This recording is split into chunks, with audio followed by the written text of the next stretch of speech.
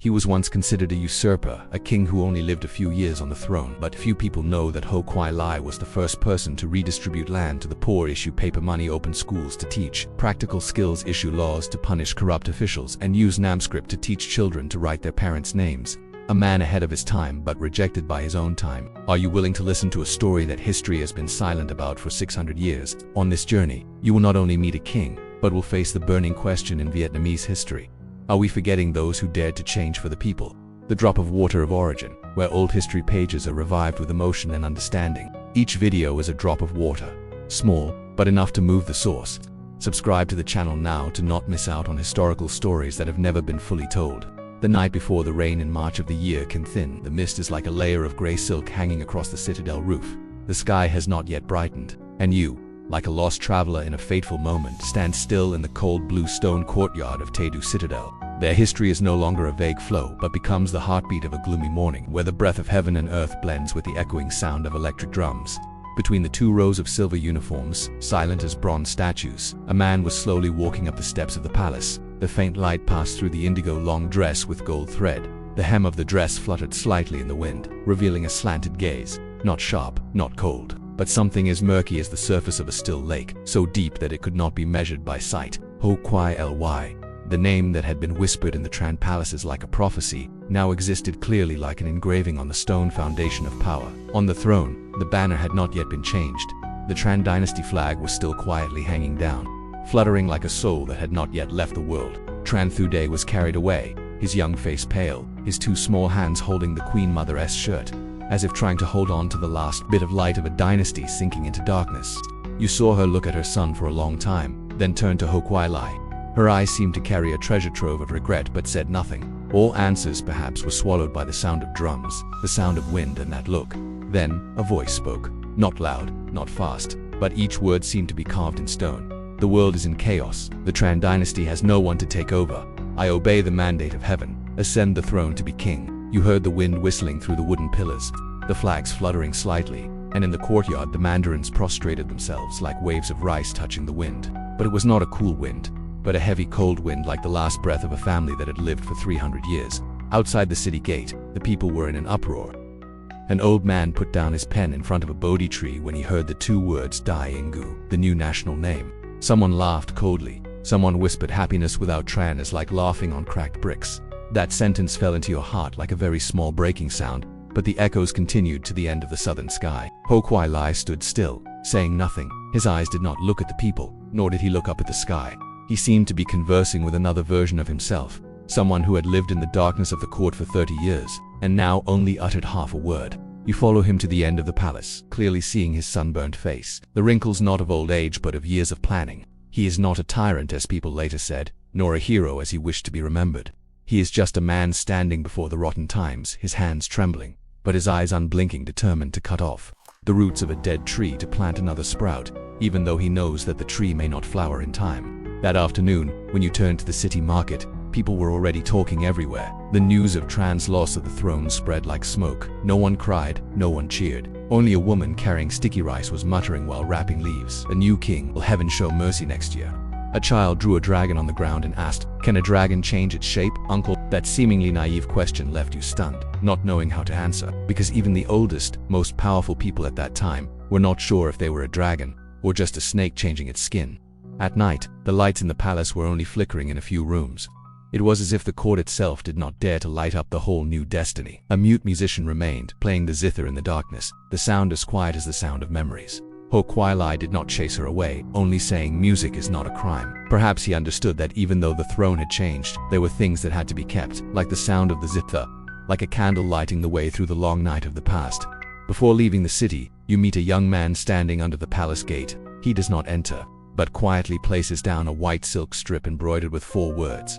The world is gone. The people are buried. You bend down to pick up the piece of silk, tucking it into your shirt as if it were a piece of old history. In the drizzling wind and rain, you suddenly understand that power is neither created nor destroyed. It only transforms, like a silent fire rekindled in another lamp. And there are days like today, you stand at that boundary, where history neither laughs nor cries, only sighs very softly, like the wind passing through a temple roof where no one is burning incense. The first night of a new dynasty, not exactly a birth, but a continuation. from the fragments of the previous dynasty, like the March sky. Not quite cold yet, but no longer spring. A dream has just begun, with an end. Opens from a silence, and you, the witness, do not know whether to continue or to turn back. A child by the pond early in the morning of a late autumn day. A silver mist gently spreads over the surface of the pond in Dailei village. The fields outside the dike are still green with young rice. The sky is not yet sunny, nor is it dark. You walk past the edge of the field, hear the wind blowing through the old banyan tree, and catch sight of that image, a 12-year-old boy sitting alone, his arms hugging an old bamboo slip, his eyes silent like someone who has experienced many rainy seasons. The villagers called him Ho Quy Ly, a child who rarely smiled or spoke, who lost his mother early, whose father often went fishing at sea, leaving him with long nights filled only with the sound of crickets and the sound of wooden fish from the temple. He did not play with the other children, did not run after the buffalo calves in the fields, but often sneaked into small temples, sat listening to the monks chanting sutras, asked to learn Sanskrit and Chinese characters, asked about the North Star and why there were storms in June. That afternoon, you followed his footsteps to a large rock behind the village, where you could clearly see the Ma River winding around the fields like a silver thread. The wind blew through the pages of the book, and Quy Ly remained silent, his eyes fixed on the horizon. Not the eyes of a child, but the eyes of someone who had been in dialogue with the times, since before he had words to say. A scholar named Dang, who used to teach in the area, stood behind him and sighed softly. That boy is not studying to become an official, but to be a master. He is cold, but bright. His fire does not burn, but smolders. The words fell on your ears like a prophecy, not thunder, but like the sound of water flowing over worn stone, slow but sure. When he was 17, Quy Ly went to Thang Long and studied at the Imperial Academy. You saw the young man enter the Imperial Academy's courtyard, holding a copy of Thien Van Tong Thursday in his hand, and boldly asked the lecturer, "The North Star has moved. Is it because the heavens have changed, or because people's hearts are no longer directed toward the North Pole?" The question was considered arrogant, but then everyone fell silent, not because of the answer, but because of the person who dared to ask. He did not bow to literature, nor did he bend to formality. He studied not to obey orders, but to see if the world was worth bowing to. And in that gaze, you saw a storm growing, not loudly, but quietly accumulating in the pages of the book, in the bold slant of the handwriting like the marks of an undrawn sword. Being recommended to the court, Quy Ly began to touch the forbidden palace. His friends followed him to banquets. He did not drink alcohol, did not talk, just sat at the end of the table, his eyes fixed on King Tran Eng Tong without blinking, showing neither fear nor intimacy. People said he was loyal. Some whispered that he was counting each stone under the throne. In his study, you would see him writing line after line on old pieces of paper, not quickly, not to show off. He wrote as if he were laying out chess pieces on a board, calculating each move in the middle of a game whose rules only he knew. One day, you would read a sentence. If the old rituals are maintained, the people will die in the old rituals. That sentence was not meant to be read, but to be engraved. In the year of Giap Tai, the Tran dynasty began to hand over power. He was appointed as a minister, in charge of politics, military control, and law enforcement. Under his leadership, the court operated like a machine, compact, strong, and cool, but he never smiled. Not once. People called him the one who holds the reins behind the curtain. But you know he doesn't like reins, nor does he need curtains. He likes things that are clear, like the path of a sword going straight from the heart to the tip. Once, a high-ranking official protested against the policy of punishing people for late harvests. He did not argue, but simply sighed and said, "Without discipline, how can we harvest another night?" In the rain, you witnessed him ordering the hanging of a corrupt official who had embezzled money for dike repairs. He did not draw his sword, did not raise his voice, but simply stood at a distance, his fists clenched until they bled. The story spread like wildfire. The people feared him, the officials hated him, but no one dared to deny it. He made the court run. He made lazy hands tremble when they touched the seal. But you see, in the depths of that man's eyes, there was no fire, only ash, a seasoned, patient ash, waiting to be blown up. You remember that night, he sat alone in the palace. The oil lamp tilted and cast a shadow on the wall. He did not read or write. He just opened the map of Dai Viet, put his hand on a crack in the north and whispered, "If we do not destroy, how can we build? If we do not build, the world will fall apart." His words did not ring out loudly, but they sounded like thunder in your heart. And so, from a boy by the pond, with eyes as calm as the wind, he entered history not through a path of glory, but through the small path of those with a mission. A person quietly destroyed the old foundation, not because of hatred, but because he knew the boat was rotting. And you, the witness, understood that. Sometimes to keep the country, someone must dare to lose everything else. Laws and blood. You stand in the courtyard of the Takin communal house. The sky is not yet bright. The wind blowing from the distant fields carries the smell of mud and wild grass. Under the dark wooden roof of the communal house is a long table, where an indictment is spread out. The handwriting is square. and straight like a sword, clearly stating the crime of a district official for accepting a wedding gift to wrongly judge a land dispute. The village drum has not yet sounded, but the people have gathered, their shoulders covered with brown coats, their eyes looking down at the ground. No one dares to say anything. You listen to each word that falls from the mouth of the governor. No raised voice, no scolding, just as if each word is already heavy like a stone placed on the heart. Ho Quy Ly was not there that morning, but it was said that he had personally written the new law that had been promulgated the night before. The law stated, any official who accepts ill-gotten gains, even if it is traditional etiquette, must be treated like a bandit in the city. No flowery words, no admonitions. Just the law, dry as bamboo, but sharp as a knife-cutting sugarcane. You have heard him say, to govern the people one must govern those who wear coffins first. This was not meant to scare people, but to subdue a habit. The habit of seeing power as a tray to display wealth, a chair to sit on the backs of others. He did not need anyone to love him, nor did he ask for anyone to be loyal to him. He just needed everything to work, just like a machine, even if that machine cut blood and flesh. Once, you followed him to Ho Quy, where the rice had just been harvested, and the wind blew the straw from the stacks, turning the ground yellow. A local official was discovered skimming off famine rations. There was no closed trial, no detention. He ordered him tied to a stake in the middle of the village hall, in front of hundreds of people. The man, when he was tied, did not struggle. There was no remorse in his eyes, nor any arrogance. There was only a tired look, like someone who knew what was coming, and there was no place to hide. The child standing next to you asks softly, that man is a Mandarin. Why is he tied up? You don't know how to answer, but the old man next to you speaks up for you, because he ate my portion. The short sentence is like a hoe strike into the soil, but it touches the roots of a dynasty that is trying to resow faith from barren furrows. It is said that Ho Quy Ly himself once ordered the Crown Prince Ho Han Throng to be beaten 10 times in front of all the mandarins, just because he overslept and did not come to the court session. Not one less whip. No one was allowed to ask for forgiveness. A young mandarin told his friend that at that time, in the yard, all he could hear was the sound of the whip passing over the back of his shirt, like the sound of wind punishing rain. No one dared to look up, because everyone knew, if the successor was still late, the delay would spread to the whole world. You sit in a small shop at the end of the street where a young mandarin is wiping the dust from his shirt. The shopkeeper asks, these days, the court requires you to sign the daily work ledger. Are you tired? He just smiles and nods, his eyes tired but not resentful. Of course, but I dare not quit now.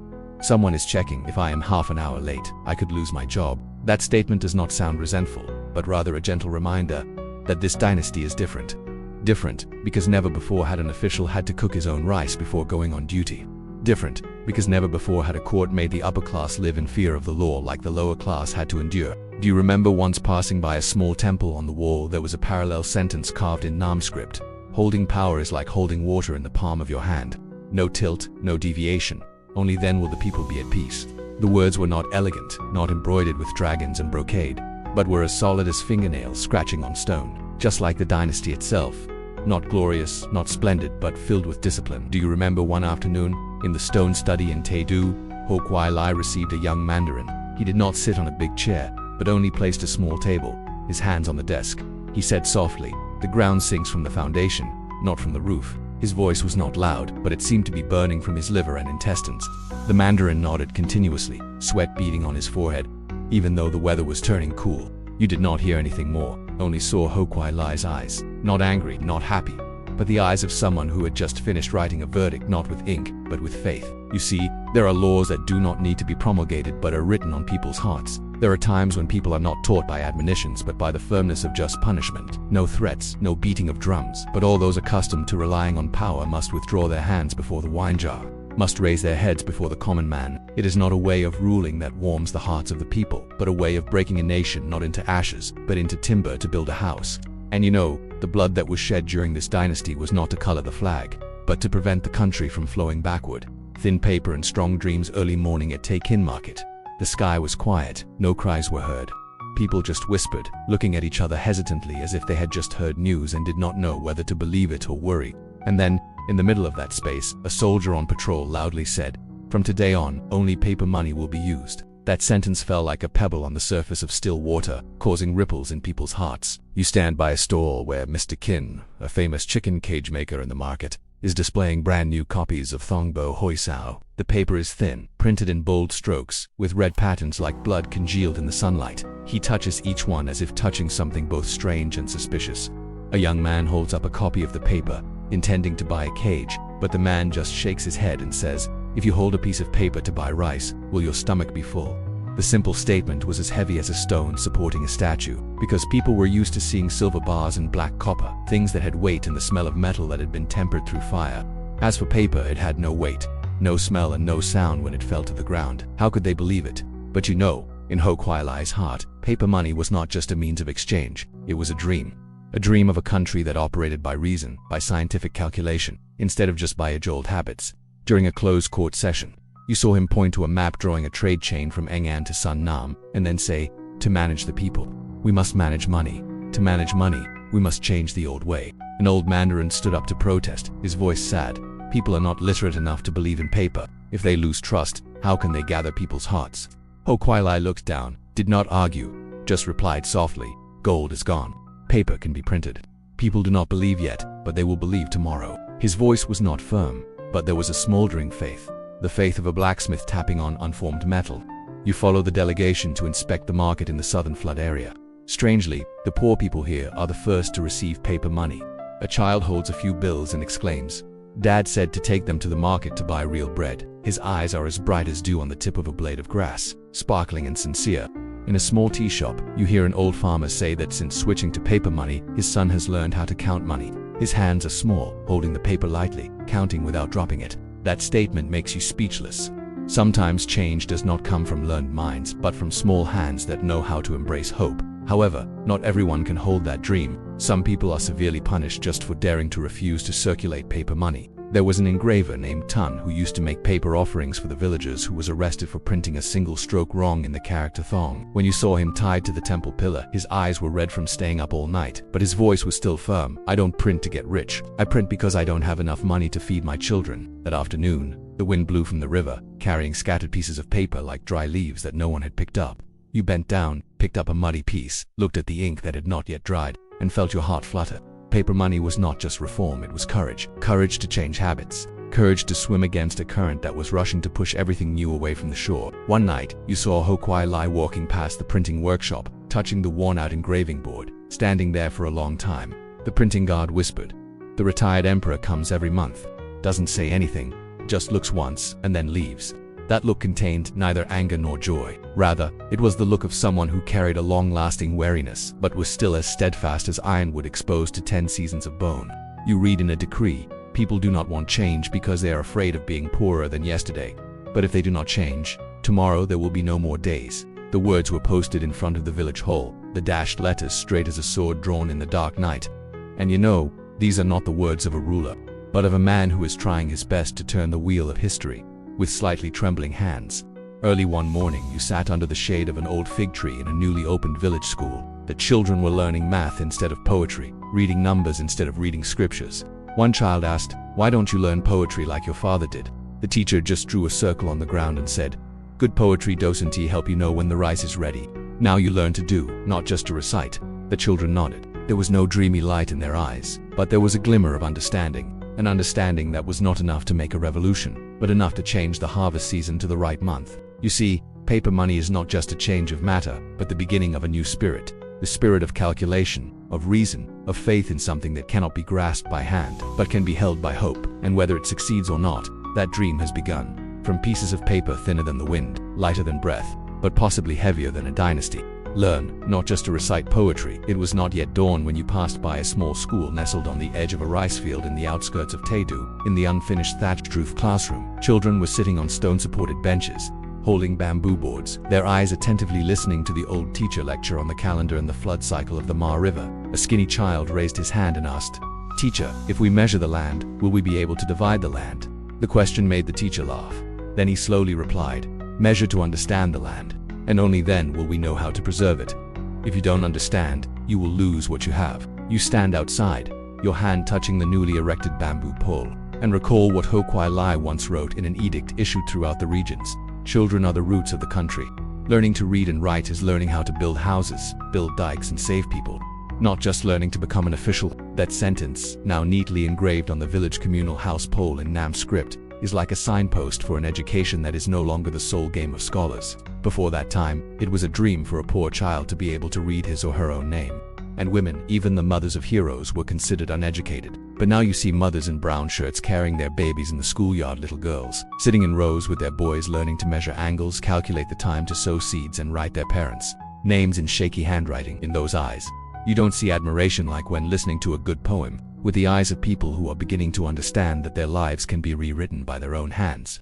At the Imperial Academy, where once only those in brocade robes read the books of the sages, there are now classes teaching astronomy, medicine, and numerology. You have seen a class in the Imperial Academy's courtyard. Students sit in a circle, using a stone to represent the sun, using bamboo shadows to measure angles, and estimating the time of rain. The lecturer's voice echoes in the courtyard. Knowing when the sky will flood is saving the rice for the village. Knowing the medicine for the sick is saving your mother's life. A young student turned to his friend and boasted, "We learn how to read the stars and use them to calculate the seasons, not just read the book of poetry." In that joy, his friend realized that the change was not noisy, but had taken root. No one spoke of Confucius. No one praised wise kings. They only talked about seasons, diseases, fields, and people. And so, they studied not to distance themselves from the people, but to understand who they were living among. In a remote village corner in Than Ho, you once witnessed an illiterate old woman being read to by her 12-year-old granddaughter about malaria and how to cut white peony leaves. The old woman nodded. In the past, no one in the family knew. They just called the shaman. Then she turned to you, her eyes dull, but her voice firm. "This word does not make you look good, but it saves people." That saying, like a poem that does not rhyme, but is profound. And you understand educational reform does not need to start with the sages, but with children who know how to ask questions, with the elderly who know how to listen, and with a court that dares to abandon the age-old habit of only studying to sit on top. You remember the time you visited Ho Quy Ly's study on an evening when the dew was falling as thin as silk. On his desk were several hundred pages of foreign books, unfinished translations into Namscript. One was about how to build canals, another analyzed infectious diseases. He did not look up when you entered, only asked gently, "At the market today, have the people learned how to read the rain?" His tone was not that of a king, but that of a teacher worried about lazy students. In the oil lamplight, you could clearly see the deep wrinkles between his eyebrows, a sign of a restless mind. He once said, "If you don't teach the people, they won't ask why the country was lost. If you don't let children learn how to measure fields, the fields won't belong to the people." No one needed to write down those words, because they were engraved more deeply than any book or essay. And although many people still object, saying that studying like that is ruining the Confucian roots, destroying the character of a scholar, you see children who once learned to worship the sky, now know how to measure the wind with their hands, know how to use bamboo molds to determine the direction of the north wind. You see little girls who once only knew how to wash their mother's clothes, can now read to their mother how to clean a wound. It was a silent transformation. There were no drums or gongs, no grand declarations, but it had begun to seep into the soil, into the sleep of children, into the thinking of the elderly. Like spring rain, it did not pour down but seeped in gradually. And then one day these very children who knew how to measure the fields, how to look at the stars, how to mix medicine, would step up to replace those who only knew how to recite poems and copy scriptures. You leave the village school in the cool twilight, listening to the children reading out numbers, lessons about life. No one recites poetry. No one talks about saints. But you see in it a different light, a light that is not dreamy, not abstract, but real to the core. Learning to live, learning to work, learning to rebuild a country that everyone once thought could only be defended by the sword. Divide land, divide trust. One early summer morning, you stand under the shade of bamboo on the edge of Quy Ly village, where the red soil has just been plowed. The smell of alluvium still lingers in the air. The villagers line up like a silent river, clutching tightly the rolls of land records that were distributed the night before. Each person, from the hunched old man to the barefoot child, holds a list in their hands, small but as heavy as the first hoe stroke to reclaim their own destiny. A thin Mandarin named Thou was reading each name aloud. He was not in a hurry, nor did he raise his voice. Each word seemed to touch the hearts of the listeners. La Thi Nung, widow, 2 small children, 1 Mo and 8 So. Tran Van Bone, former soldier, left arm amputated, 3.5 Sa. Each name was read out, not as a roll call, but as a belated apology from a previous dynasty, for letting them live for so long without even an inch of land to call their name. You see the old woman with white hair, trembling, placing her hands on the newly divided field, then suddenly sitting down on the ground, burying her face in her hands. She neither cries nor laughs. She just exhales as if she has just released a stone that she has been carrying on her shoulders all her life. The atmosphere that day had no sound of gongs and drums, no flags or flowers, only small yes sounds, echoing from the hard-working people. But that simplicity was the clearest evidence of an unprecedented reform in history, redistributing farmland according to population, without distinction of nobility, rank, or clan. You once heard an old scholar whisper, "Doing so is to upset the hierarchy and lose respect." But an old farmer replied very gently, "If the hierarchy leaves the people without food, what's the point of keeping it?" Ho Quy Ly understood this better than anyone. Remembered to follow him to the Kim region, where public land was taken over by the Tran nobles as private land. He did not order a trial as usual. Instead, he summoned the people to the court, asked them to point to each plot of land and recount its origin. He nodded at each statement, without asking any questions. In the end, he only said, "The land belongs to the country. The country does not divide anyone into fathers." His voice was as even as ripe rice, not leaning to any side, but strong enough to crush all resistance. Under the moonlight, you once heard him monologue by the lake. If you want to protect the country, you must give the people something to protect. No one can protect the land with love when their stomach is hungry, and no one loves the king when their fields are in the hands of others. Those words fell into the night like a stone thrown into a lake, a small sound, but it stirred up the water. However, the reform was not without blood and tears. In Thiên Trong Prefecture, where the Tran family still had deep influence, many nobles rebelled and refused to hand over their fields. One uprising was suppressed in 3 days, but what remained was a burned-down house, and the eyes of a child holding his father's body in the ashes. You have met that child. He did not hate the court, nor did he resent the new king. He only asked, "When did my father plant that field?" And now he says it is not his. That question is not easy to answer, even for someone like Ho Quy Ly, because reform, even if it is right, is a double-edged sword, and the person holding the knife cannot help but let blood stain his hands. However, you still believe that the reform brings more benefits than losses, because just a few weeks later, you see children from Tongsha village holding bamboo boards going to the fields, measuring the distance between the rows, dividing the seeds, and writing down on paper. That scene used to be only a dream. Now, under the afternoon sun, it is reality. An old scholar who had taught the Analects for more than 30 years, after being given the garden behind the temple, stood in the middle of the communal house yard and said, "I taught the words of the sages, but I never taught my children to hold hoes. Now I see that learning to protect the land is more valuable than learning to respond to the court."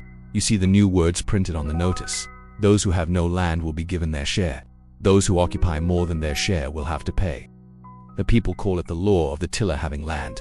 It is not flowery, it does not please the powerful, but it is the quiet charter of a dynasty that goes against the wind. You see, Ho Quy Ly did not want to be king for the throne. He wanted to be the one who fixed the foundation of a crumbling house, and the first thing he did was to return the land to the people, so that they would have a place to stand, a root to live, a hope to sow the seeds, for a future that had never been rewritten.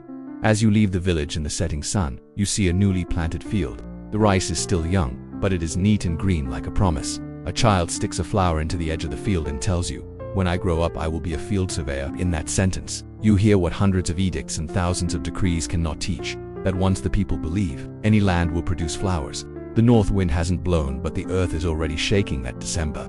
The weather in the north did not snow, but was unusually cold. The wind blew from the north, carrying the smell of smoke and fire mixed with the smell of rotting grass and the sweat of war horses. On the walls of Dongquan, the guards changed shifts earlier than usual, because people rumored that this year's north wind brought not only cold, but also the shadow of the Ming army. You stand on a hillside near the Nam Quan Pass, where Ho Quy Ly is receiving a delegation of envoys from the north. His cloak flutters in the wind, his hand clutching the edge of his turban as if to maintain order that has begun to falter. In front of him is the Ming envoy, his eyes as sharp as a thin blade, his mouth always slightly raised as if he wants to laugh contemptuously before speaking. The northern emperor wishes to visit and exchange friendly words. The messenger began, his voice sweet but firm.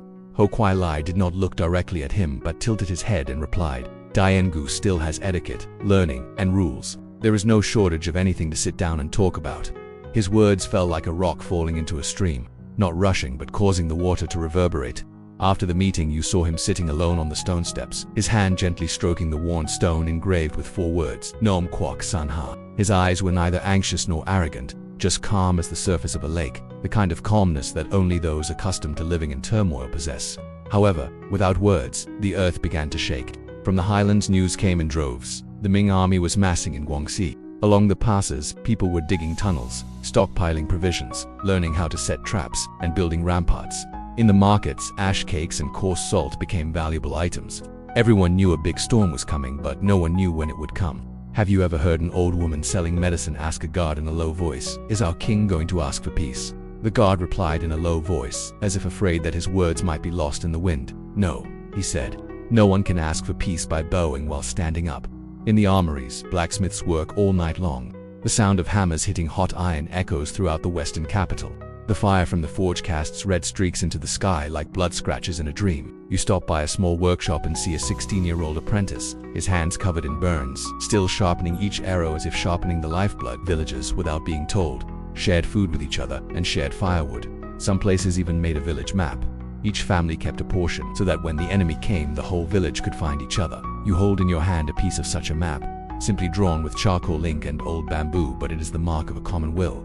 Even if the land is lost, the people will not be scattered. Ho Quy Ly often went on inspection tours at that time. He carried no flags, no drums, just a grey cloth shirt and an old sword. He did not promise victory, nor did he sow heroic words. He only told the villagers of Yen Tu, "We do not protect our land with words, but with actions, not because we hate the north, but because we owe our descendants an intact land." You clearly remember the afternoon when he stood in the middle of the newly harvested field, where flocks of storks flew back to fill the sky. He pointed to the empty space in the distance and said to a child carrying rice, "Tomorrow, if the enemy comes, you just run in that direction. There will be people waiting in the forest." The child looked up, his black eyes flickering. He did not understand the whole sentence, but nodded as if he understood the most important thing. We must live so that the land will remain. However, in the palace, many people began to fear. Some officials suggested sending troops first, striking first. Some people discussed asking for friendship, temporarily bowing down to wait for the right time, but Ho Quy Ly just waved his hand. War is not for show, but to protect the foundation. Until the time comes, do not move. That statement was like a curse. Determined to keep the land peaceful, but ready to rise up if forced to the limit. But you know there is something even more terrifying than foreign invaders, that is, people's hearts begin to waver. Some generals secretly transfer their wealth, some officials begin to write private letters of peace. The news leaks like cold air seeping into a rock wall, not making a sound, but making everything crumble from within. And you see, the north wind has not yet officially come, but the earth is already shaking. Not because of fear, but because there is an old crack inside. That crack, no enemy created it, but from the unconnected beliefs, the unhealed rot from within. In the last darkness of the sunset, you can clearly see Ho Quy Ly's eyes. Not those of a king looking at the battlefield, but those of a father worrying about his child in the middle of a stormy night. He was not afraid of the enemy, but he was afraid that when the enemy came, no one would stand in the same line. Arrow in the Battle of Bo Su. Stand on the banks of the Boko River, the water rising after a long night of rain in the jungle. The soil on both sides of the river is soft. The wind whistles through the bamboo branches, blowing into the cloth shirt you wear, chilling you to the heart. On the other side of the river, smoke and fire rise high, traces of a battle that has ended, but the smell of flesh, ashes and blood still lingers like the wordless lament of an entire land. Today is the 10th of February, Kantai year. The day that later history books simply wrote Boko fell. You see a broken arrow in the water that flows past your feet. The feathers are still intact, the red ink has not faded. Perhaps it was shot by some young soldier, with all the faith, with all the oath, that the arrow would not fly in vain. But it still falls, broken in two in the middle of the stream, like the fate of those who put their faith in a dynasty that is quietly fading. Ho Quy Ly was not present at Boko that day. The commander of the Dai Engu army was Ho Nguyen Trung, the eldest son, the one who had created the magic artillery that had made the entire capital respect him. But this time, the artillery did not fire in time. The enemy from the north was too numerous, too experienced, and understood too well the psychology of a tired court.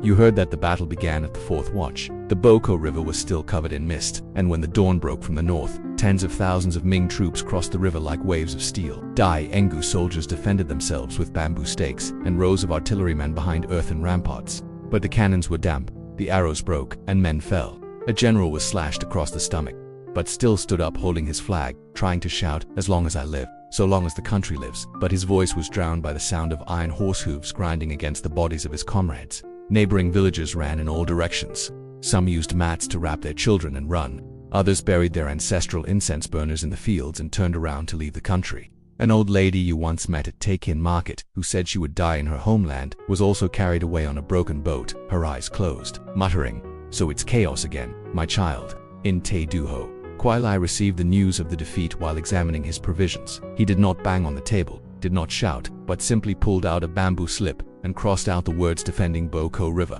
Key point. His hand shook, not because of anger, but because of something else. Something you could feel. A link had broken, and that chain had been rusting for a long time. You followed him into his study that night. On the table was a map of Vietnam, half of which had been marked invaded. He sat there, his eyes gazing into the distance, not at the Ming army, but at the poor children you had seen going to math class, at the newly divided fields, at the early morning cries of the old woman on the outskirts of the city. He had built these things up over 10 years, and now they were in danger of being swept away in just one season of war. Footsteps were heard. Ho Nguyen Trung entered, his face pale. He knelt before his father, not crying, not speaking, only placing an arrow in front of him, the same one as his own army, broken in two. "I couldn't keep Boko," he said. Ho Quy Ly looked at the arrow, then asked softly, "Are you afraid?" Ho Nguyen Trung shook his head. He nodded. "Then I can still keep my life." After that battle, the Diangu army retreated to Jaehung. The people were confused and their hearts were scattered. Rumors flew everywhere. The king was about to flee. The general was about to surrender to the enemy. Each rumor was like a new arrow, but this time, not aimed at the enemy, but at each other's hearts. You walk across the battlefield a week later. On the grass thick with dew, there are corpses of soldiers who have not yet been buried.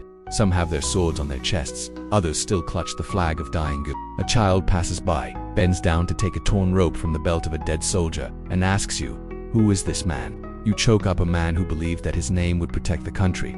The child does not understand, but he puts the rope in his pocket, like a piece of something broken. That night, it rained. On the roofs of Tedu, the rain fell like drums of war echoing from the sky and earth. You know, with just one more defeat, Diangu could be lost. Not only the land, but also hope, which had been lit by small candles, bamboo letters, paper money, and equally divided fields. And now, in the middle of the Boko River, a broken arrow floats downstream, like a farewell to a person's dream. A dream that was once so real.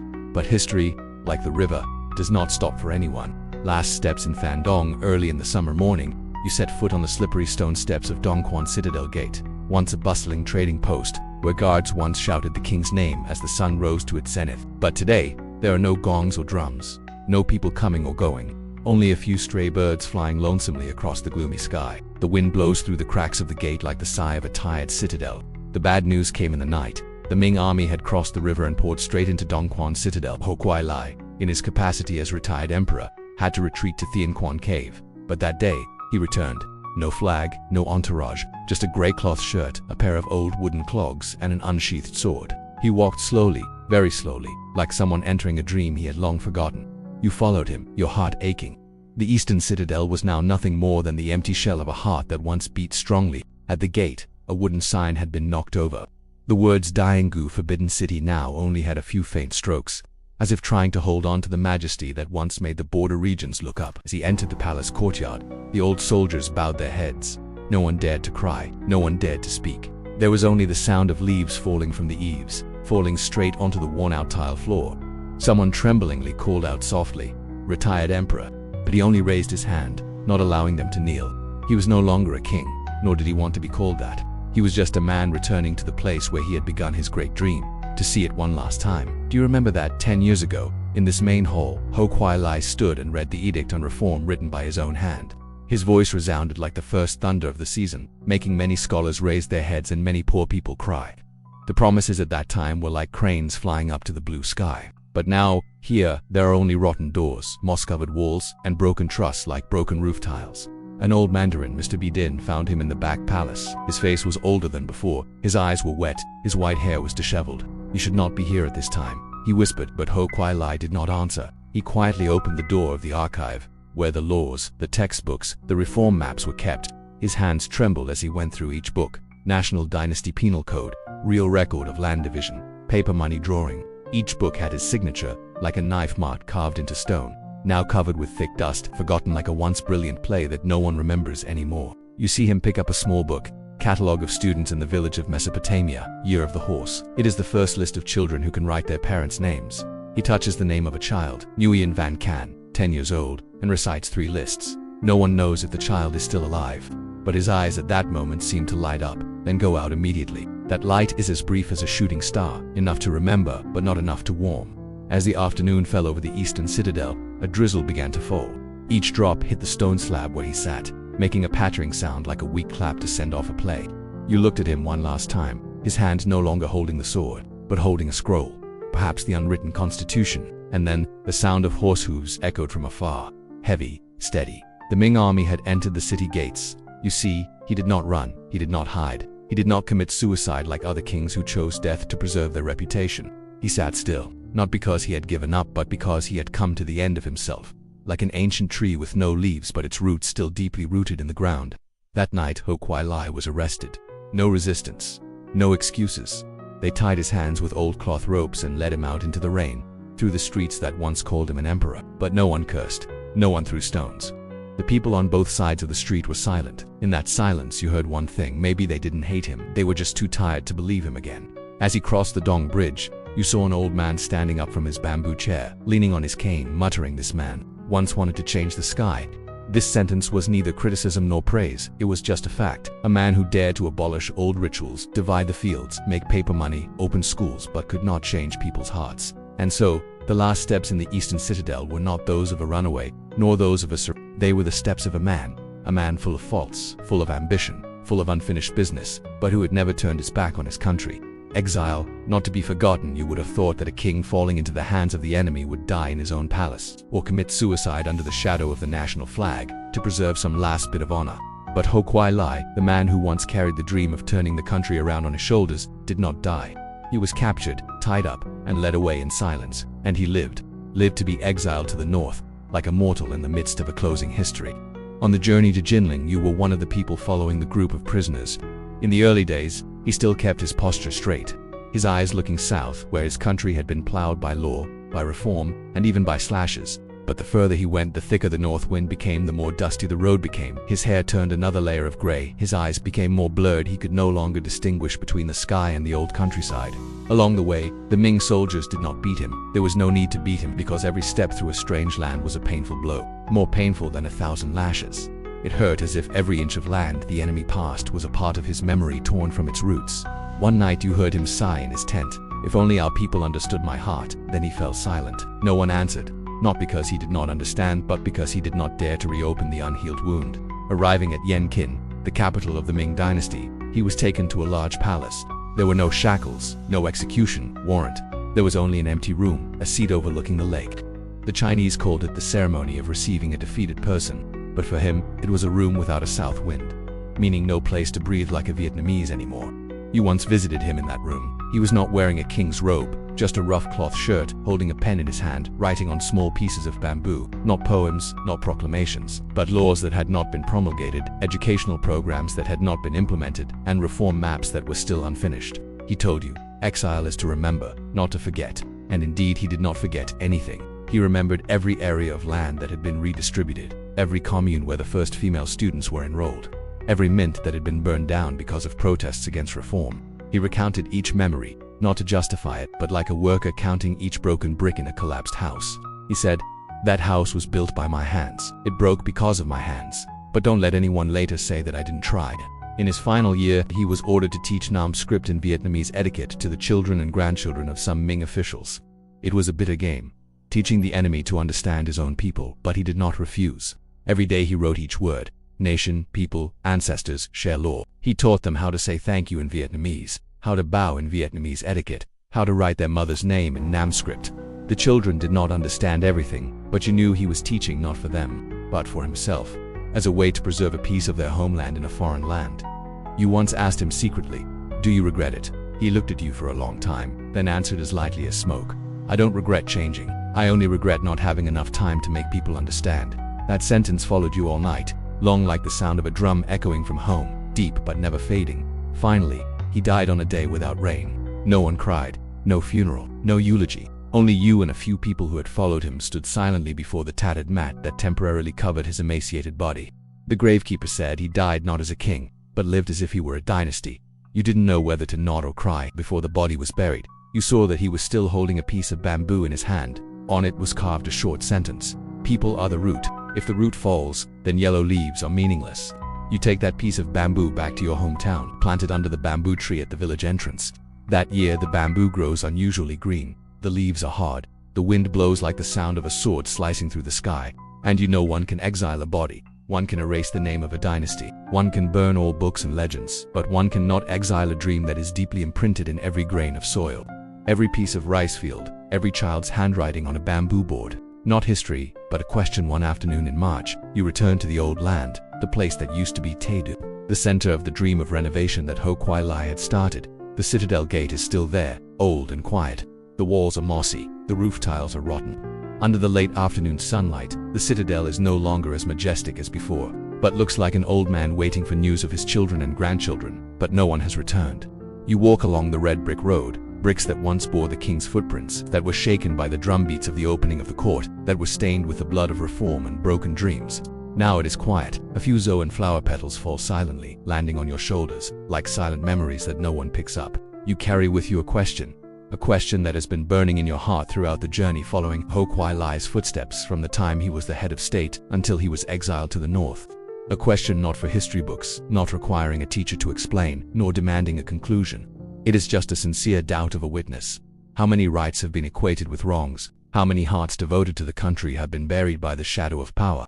You sit down under the shade of an old lychee tree at the corner of the citadel, the place that used to be the first schoolyard to teach children the Namscript. There are no more students, there is no more reading, but you can still hear somewhere the rustling of bamboo pens. The teacher's voice saying study to protect the country, not to become an official. Those words, in the past, made many people angry. Now everyone thinks they are right. But it is too late for the speaker. There is a group of children playing nearby.